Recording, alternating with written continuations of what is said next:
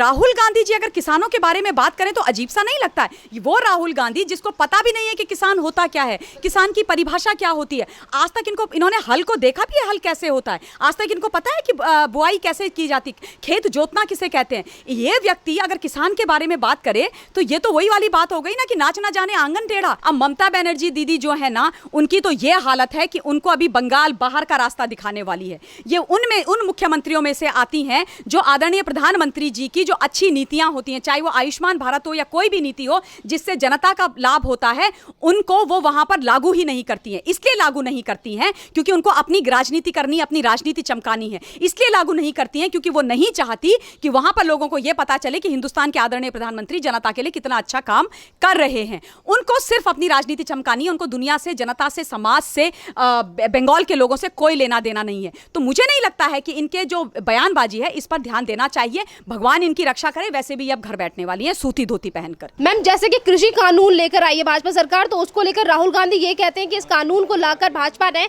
हमारे जो देश की स्थिति है उसको संकट में डाल दिया है और इसी तरीके के काम करती है भाजपा। देखिए, मैं सबसे पहले हिंदुस्तान के आदरणीय प्रधानमंत्री, यशस्वी प्रधानमंत्री जी को दिल से धन्यवाद देना चाहती हूँ।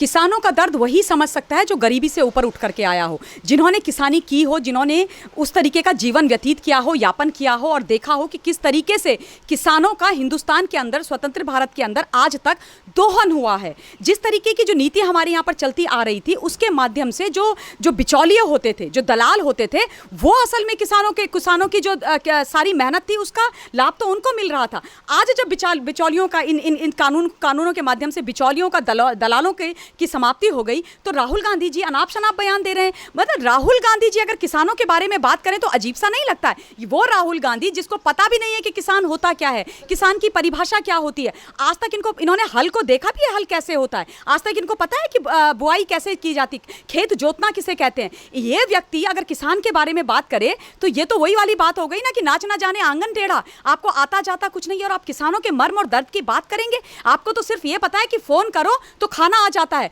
लेकिन उस अनाज को, उस दालों को, उस अन्न को उगाया कैसे जाता है ये इनको पता नहीं है। ये तो वो आदमी है जो कहते हैं एक तरफ से आलू डालूंगा, दूसरी तरफ से सोना निकालूंगा। तो आप बताइए, ये व्यक्ति इस तरीके की बात करें। आज जो हुआ है हिंदुस्तान के अंदर, जिस तरीके का ये फैसला आया है, इसकी बहुत ज्यादा जरूरत थी। अब हमारा जो अन्नदाता है, जिसकी कृपा से, जिसके आशीर्वाद से, जिसकी मेहनत से हम तमाम लोग भोजन करते हैं, कोविड के समय पे भी हमारे यहाँ पर अन्न की ग्रेन्स की कोई प्रॉब्लम नहीं हुई क्योंकि उन्होंने उतना उगा के रखा हुआ था। जब वो 24 घंटे मेहनत करते हैं तब हमारे पेटों में भोजन जाता है, हम अपनी भूख की अग्नि को समाप्त कर पाते हैं। उनके लिए सुनहरा दिन था। अब हमारे अन्नदाता को उनका मनमाना दाम उनके हिसाब से मिलेगा। वो तय कर पाएंगे कि उनको कैसा दाम, किस प्रकार का दाम चाहिए। तो क्या ये नहीं होना चाहिए था? क्या ये गलत हुआ है? अगर आप हिंदुस्तान के किसानों के हितैषी हो तो आप ये भ्रमित करने वाली जो राजनीति है वो नहीं करोगे। आदरणीय मोदी जी की सरकार वो सरकार है जो सालाना हमारे किसान को 6,000 रुपए देती है।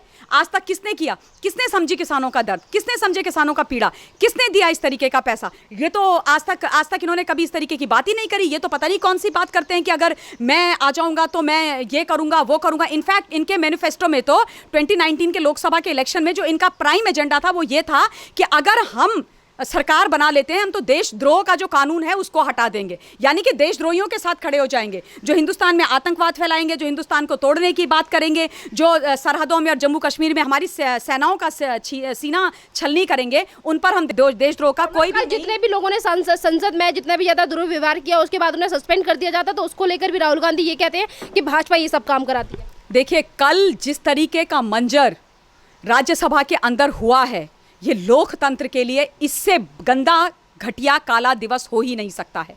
हमारे लोकतंत्र के तब सबसे बड़े मंदिर में जो तमाशा किया गया है, जिस तरीके का हनन किया गया है, वो देखने से मतलब मुझे ये लग रहा था कि ये क्या हो रहा है। संजय सिंह आम आदमी पार्टी के किस तरीके का व्यवहार कर रहे थे, बाकी ये सारे ऑपोजिशन पार्टी वाले किस तरीके का व्यवहार कर रहे थे। आप जो है सदन में आपने जो रूल बुक है वो फाड़ दी।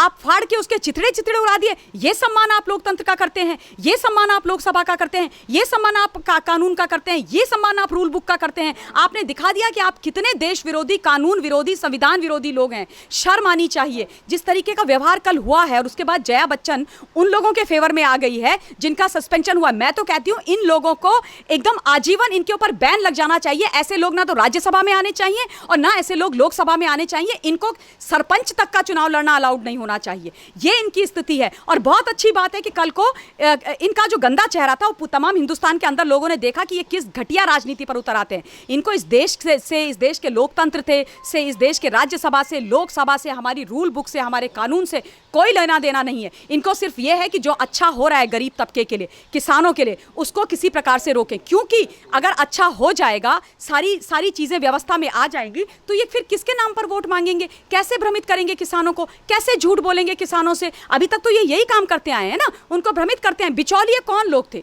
बिचौलिए कौन थे? बिचौलिए इनके पाले हुए लोग हैं जो इनको परसेंटेज देते आए हैं और उसी परसेंटेज से ये अपना पैसा खाते आए हैं। तो आज इनको बड़ा दुख हो रहा है कि वो बिचौलिए जो दलाल हैं, उनकी जो गंदी जो खाने पीने की काम था वो बंद हो गया है, तो इनको तकलीफ होगी। लेकिन कल अगर मतलब इतना इस स्तर पर गिर जाना राजनीति को लेकर के और ऑपोजिशन के नाम पे, ये मैंने सीरियसली नहीं सोचा था। मुझे मतलब आप नारे लगाओ अपनी कुर्सियों में खड़े होकर के, पहली बात तो वो भी नहीं होना चाहिए। आप आदरणीय सभापति जी के उनके सिंहासन तक पहुंच गए, आप वहां तक पहुंच गए, आप उनके साथ अभद्र व्यवहार करने लगे, आप उनके साथ बदतमीजी करने लगे। मार्शल्स को किस तरीके से धक्का दिया जा रहा था, ऐसे लग रहा था कि सड़क के गली के सड़क छाप गुंडे आदरणीय राज्यसभा में पहुंच गए हैं, वहां पर बदतमीजी कर रहे हैं। ये इनको आप लॉ मेकर बोलेंगे क्या? सच में क्या वाकई हम ये चाहते हैं कि ऐसे गुंडे मवाली लोगों के साथ के पास के हाथों में हम अपना भविष्य दे दें? मैम यहाँ पे सवाल तो ये भी उठता है कि जब बॉलीवुड को लेकर कोई कुछ कहता था तो जया बच्चन ये कहती हैं कि बॉलीवुड जिस थाली में खाते हैं उसी थाली में छेद करते हैं, और यहाँ पे जिस तरीके से संसद में बैठती हैं और संसद में इस तरीके की चीज़ें होती हैं और वहाँ पे उसको लेकर कुछ नहीं कहती। ये क्यों नहीं कहती? यहाँ पे क्यों नहीं बोलती हैं ये जया बच्चन के राज्यसभा की छेद में किया जा रहा है? देखिए, जहाँ तक इनकी थाली में छेद वाला प्रश्न है, ये इतना हंसी वाला प्रश्न है, ये इतना बचकाना प्रश्न है ना जया बच्चन जी का, कि उन्होंने अपनी credibility as a parliamentarian, as a politician भी खो दी है और एज अ बॉलीवुड की सीनियर एंटरटेनर भी खो दी है।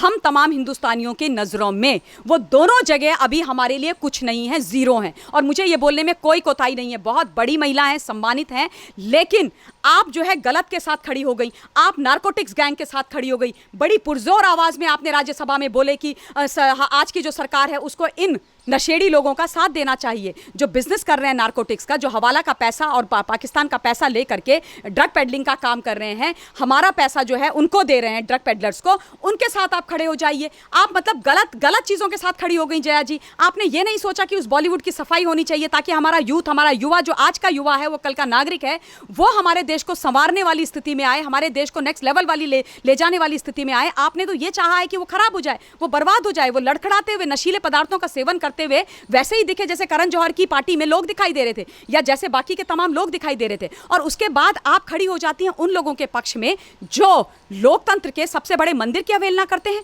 जो रोल बुक फाड़ते हैं, जो किसान विरोधी बातें करते हैं, जो किसानों के जो अधिकार उनको दिए जा रहे हैं इतने समय के बाद उनका हनन करने की बात करते हैं। आपको भी अगेन किसानों की चिंता नहीं है क्योंकि आप बहुत रसूखदार लोग हैं भाई, अरबपति खरबपति लोग हैं। आपको किसान से क्या फर्क पड़ता है? ये लोग वो हैं जिन लोगों को ये लगता है कि फोन कॉल करने से खाना आ जाता है। को फोन करो, इसको फोन करो, 5 स्टार 7 स्टार होटल्स में फोन करो, भोजन आ जाता है, तो शायद वही लोग अन्नदाता हैं। इनको क्या पता कि किसान मर रहा है, जब वो दिन रात मेहनत करता है तब जाकर के ही आप ये 1 फोन कॉल अवे वाला खाना मंगा पाते हैं। तो ये जो बड़े लोग हैं ना, इनके लिए किसानों की, गरीबों की कोई अहमियत नहीं है। और हिंदुस्तान में ये भी तो पहली बार हुआ है ना कि किसी गरीब का बेटा, एक चाय बेचने वालों का बेटा हिंदुस्तान के प्रधानमंत्री बने हैं। और जो व्यक्ति वहां से उठ करके वहां पहुंचा है ना, तो उनको सबसे पहले दर्द वहां का महसूस होता है, वहां का महसूस होता है। और आज अगर वो यहां पर बैठे हुए भी हैं ना, तो वो यहां पर बैठे हुए हैं एक ऐसे सेवक के रूप में जो ये कहते हैं कि यहां पर मुझे हिंदुस्तान की जनता ने बिठाया है, उनके अधिकारों का सम्मान करना, उनके अधिकारों की रक्षा करना, उनको उनके अधिकार देना, उनके लिए अच्छा करना मेरा काम है, मेरी जिम्मेदारी है, और वो मैं पहले करूंगा, बाकी सारी चीजें बाद में देखी जाएंगी। तो इनको वो प्रधानमंत्री जी जब करते हैं तो इनको अच्छा नहीं लगता है, इनके दिल में इनको बड़ा बुरा लगता है। क्यों? क्योंकि ये किसान विरोधी, गरीब विरोधी, देश विरोधी लोग हैं। कि जब पीएम नरेंद्र मोदी कुछ भी अच्छा करने की कोशिश करते हैं तो उनके ऊपर नाम क्यों लगाया जाता है? ये क्यों कहते हैं कि ये जो बिल लाए हैं वो सही नहीं है किसानों के लिए, उनसे उनके हक छीने जा रहे हैं, इनसे संकट में आ जाएंगे? देखिए, जिनको ये नहीं पता कि आज किसानों के खातों में कितना पैसा चला गया है, जिनको ये नहीं पता कि बिचौलिए और दलाल क्या कर रहे थे, या पता होने के बाद भी ये आंख बंद करके बैठे हुए हैं, वो ऐसी बात करेंगे। ये बात ममता बनर्जी दीदी ने बोली है। अब ममता बनर्जी दीदी जो है ना, उनकी तो ये हालत है कि उनको अभी बंगाल बाहर का रास्ता दिखाने वाली है। ये उन मुख्यमंत्रियों में से आती हैं जो आदरणीय प्रधानमंत्री जी की जो अच्छी नीतियां होती हैं, चाहे वो आयुष्मान भारत हो या कोई भी नीति हो जिससे जनता का लाभ होता है, उनको वो वहां पर लागू ही नहीं करती हैं। इसलिए लागू नहीं करती हैं क्योंकि उनको अपनी राजनीति करनी, अपनी राजनीति चमकानी है। इसलिए लागू नहीं करती हैं क्योंकि वो नहीं चाहती कि वहां पर लोगों को यह पता चले कि हिंदुस्तान के आदरणीय प्रधानमंत्री जनता के लिए कितना अच्छा काम कर रहे हैं। उनको सिर्फ अपनी राजनीति चमकानी है। उनको दुनिया से, जनता से, समाज से, बंगाल के लोगों से कोई लेना देना नहीं है। तो मुझे नहीं लगता है कि इनके जो बयानबाजी है इस पर ध्यान देना चाहिए। भगवान इनकी रक्षा करे। वैसे भी अब घर बैठने वाली हैं सूती धोती पहनकर। धन्यवाद मैम।